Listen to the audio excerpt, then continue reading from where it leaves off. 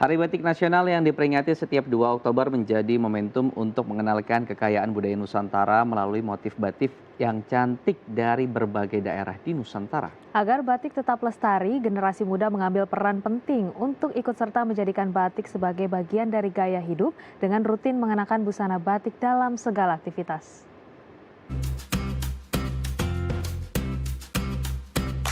Setelah UNESCO menetapkan batik sebagai warisan kemanusiaan untuk budaya lisan dan non-Bendawi pada 2 Oktober 2009, pemerintah Indonesia kemudian mengikutinya dengan menetapkan tanggal tersebut sebagai Hari Batik Nasional. Kebijakan pemerintah tersebut mampu meningkatkan animo masyarakat untuk menggunakan batik dalam berbagai kegiatan, seperti bekerja dan juga sebagai pakaian resmi dalam berbagai acara. Berbagai generasi pun menggemari wastra khas Nusantara ini. Setiap helai kain dengan motif batik kaya dengan makna dan memiliki nilai filosofi yang berbeda-beda di setiap wilayah di Indonesia. Seperti batik keraton dari Yogyakarta yang memiliki filosofi kebijaksanaan dan keagungan. Lalu ada batik Tasikmalaya yang biasanya bermotif rerumputan atau flora yang memiliki makna kehidupan yang dekat dengan alam. Sebagai anak bangsa sudah seharusnya kita mencintai batik dan melestarikannya, agar pakaian dengan motif yang cantik ini dapat terus tetap lestari dan dikenal oleh generasi penerus. Ya, hari ini 2 Oktober kita memperingati Hari Batik Nasional. Dan untuk membahas bagaimana menjadikan batik ini sebagai salah satu gaya hidup kita akan berbincang dengan Ibu Suyin Pramono selaku Penasehat Pengembangan Produk Yayasan Batik Indonesia. Selamat pagi Ibu Suyin. Selamat pagi. Oke, Terima kasih sudah mengundang kita. Sama-sama, terima kasih sudah mau bergabung dengan kami. Bu Suyin, aku mau Bu Suyin menjawab pertanyaan bagaimana melihat fenomena batik sekarang. Apakah ini sudah menjadi budaya untuk anak-anak muda gitu, atau hanya sekedar stimulus atau menjadi sebuah kebiasaan begitu ketika ada acara menggunakan batik atau di hari tertentu menggunakan batik gitu, atau seperti apa, Bu Suyin? Kalau menurut saya, kalau kita melihat fenomena anak-anak muda sekarang ya, ini justru sangat menarik gitu loh. Anak-anak muda ini kan punya daya kreativitas yang tidak terbatas ya. Jadi kita melihatnya sebagai suatu ruang kreatif baru buat anak-anak muda ini, karena mereka melihat batik ini punya suatu daya pikat yang menarik, apalagi dengan dengan suatu nilai lokal gitu ya. Nah, sekarang ini kan anak muda itu mencari suatu celah yang unik gitu. Jadi saya sih melihat sekarang ini sedang berkembang. Jadi kita sendiri di Yayasan Batik Indonesia itu terutama seperti ada divisi pengembangan produk ini menciptakan suatu kemungkinan untuk kita bisa saling mengembangkan bagaimana batik ini bisa menjadi lebih aplikatif di masa sekarang. Oke, bagaimana batik bisa menjadi lebih aplikatif, kemudian masih tetap eksis sampai tahun-tahun berikutnya. Kemudian Bu, kalau kita lihat tadi mungkin Imam sudah menyinggung soal stimulus, seperti sekarang ada hari Jumat berbatik, kemudian hari tertentu gitu. Betul. Kemudian ada juga mungkin di sekolah-sekolah melalui pendidikan juga harus menggunakan batik nih dalam seragamnya. Apakah hal ini memang masih relevan untuk tahun-tahun selanjutnya dilakukan, atau ada hal lain nih Bu, inovasi lain yang membuat batik sendiri bisa tetap eksis? Kalau kami dari Yayasan Batik Indonesia sih berharapnya bukan cuma hari Jumat ya, gitu. Karena kalau dilihat batik itu, kalau kita pakai batik ya, kita tuh nggak pernah salah kostum, gitu ya. Jadi yang kalau salah banget kalau dibilang kalau pakai batik hanya untuk formal, gitu. Kita bayangin deh kalau kita pergi ke suatu acara ya pakai batik, itu kan nggak pernah salah, gitu. Jadi bisa lebih kreatif untuk kita pakainya bagaimana, kita padukan dengan apa, dengan jeans, dengan kardigan, dengan apa, itu semuanya bisa gitu. Jadi tergantung kitanya mau atau enggak, gitu aja. Oke, dan tadi ya harus mengeksplorasi gitu ya apa yang dimiliki oleh Indonesia, karena ketika kita menggunakan, bahkan saya pun gitu tidak tahu motif itu berasal dari mana atau jenis motif itu apa gitu. Terkadang kita beli pun karena warnanya mungkin bagus atau cocok atau kebutuhan gitu. Nah, ini melihat fenomena ini gimana Bu? Karena tadi saya bilang, Iya, saya atau bahkan generasi yang di bawah saya pun iya, tidak iya. begitu banyak tahu tentang motif ataupun Histori di asal balik histori di balik motif gambarnya, atau gambarnya motifnya gitu. ya. Ini Ya itu hal yang wajar kalau menurut saya, karena kan kita ini kan memang tertarik pasti, apa, dari bentuknya dulu, iya, dari warnanya gitu.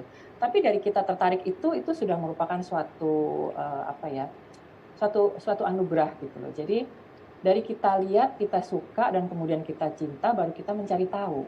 Itu, hmm, begitu biasanya. Jadi nggak apa-apa kalau memang, kita lihat bagus, kita suka, kita beli, kita pakai, ya memang begitu caranya gitu. Jadi kita semua juga begitu kan gitu, kita semua juga begitu kayak, di Yayasan Batik Indonesia dengan kita semua yang suka batik itu awalnya juga begitu gitu. Kita suka dulu, akhirnya kita beli, kita koleksi, hmm, kita pakai, hmm, dan akhirnya sekarang kita terjun ke dalam satu organisasi yang bisa hmm, berbagi untuk mengembangkan batik itu hmm. sendiri. Awalnya memang begitu.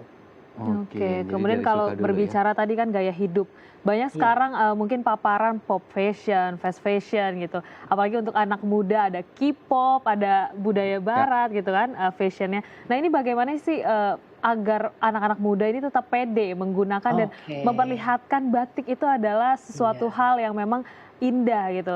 Apalagi ke iya, kancah internasional mungkin Bu. iya. Yang perlu kita, pahami, batik itu, adalah karya budaya yang bersifat dinamis, gitu ya.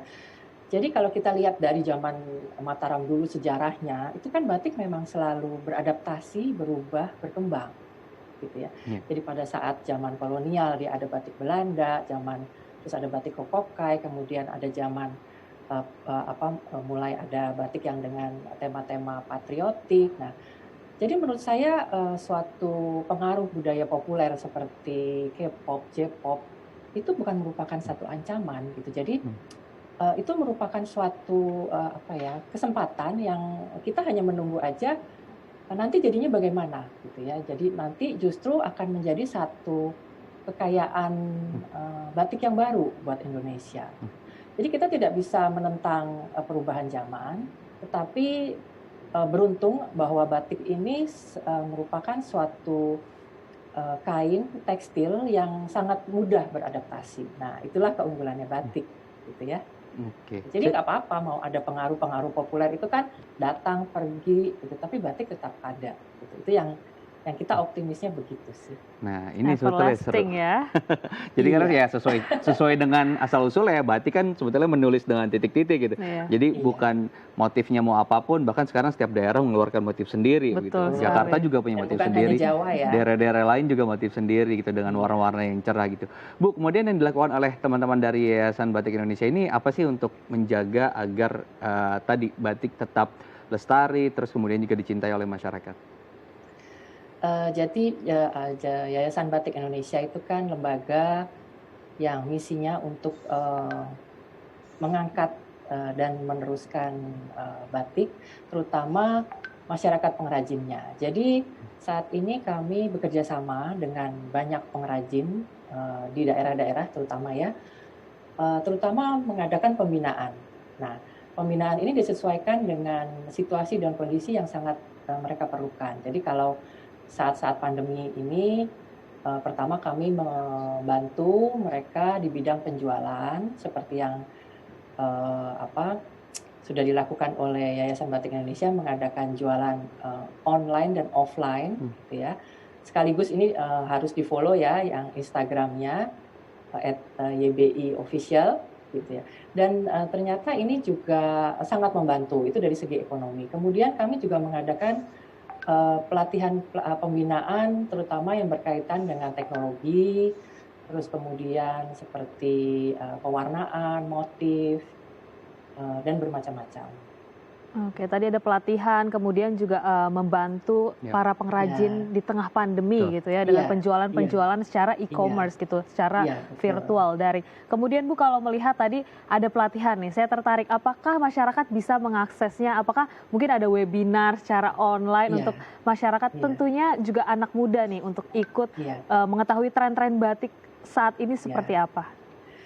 Kalau saat ini, pembinaan-pembinaan itu, kami bekerja sama dengan asosiasi terutama, karena asosiasi ini kan yang memang mereka dekat dengan para pengrajin gitu. Jadi kebanyakan keberadaan kami sebagai Yayasan Batik Indonesia itu diminta sebagai narasumber atau mengadakan, karena pelatihan-pelatihan sesuai dengan profesionalisme yang dipunyai oleh para pembina di Batik Indonesia Oke, baik. dalam yayasan. Jadi tadi ya, berbagai upaya dilakukan oleh teman-teman untuk tetap bisa Iya, melestarikan. Jangan iya, lupa juga untuk anak-anak muda, jangan iya, cuma cinta, tapi iya, kenali dan syukur-syukur bisa membatik juga ya, sekalipun tidak sampai dengan betul. 2 meter panjang.